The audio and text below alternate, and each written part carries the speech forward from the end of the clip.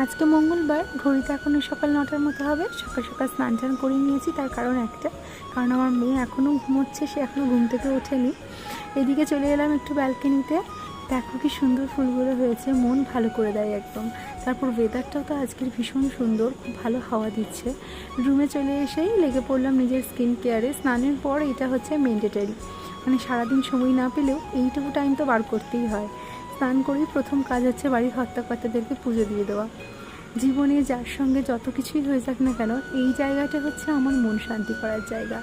আমার মনটাকে একদম ঠান্ডা শান্তি করে দেয়। সকাল সকাল পুজো আচ্ছা সেরে নিয়েছি, তারপর চলে এলাম ব্যালকনিতে। ব্যালকনিতে আসতে না আসতেই এদিকে মাম্মামের আওয়াজ পেয়ে গিয়েছি, মানে মাম্মাম ঘুম থেকে উঠে পড়েছে। তাই তাড়াতাড়ি করে কাজকর্ম সেরে চলে গেলাম আবার মাম্মামের কাছে। তাকে হাতে এই যে ব্রাশ ধরিয়ে দিয়েছি, সে এখন ব্রাশ হাতে বসেই থাকছে। তো চলো এখন সংসার যুদ্ধে নামা যাক। আজকের মতো টাটা।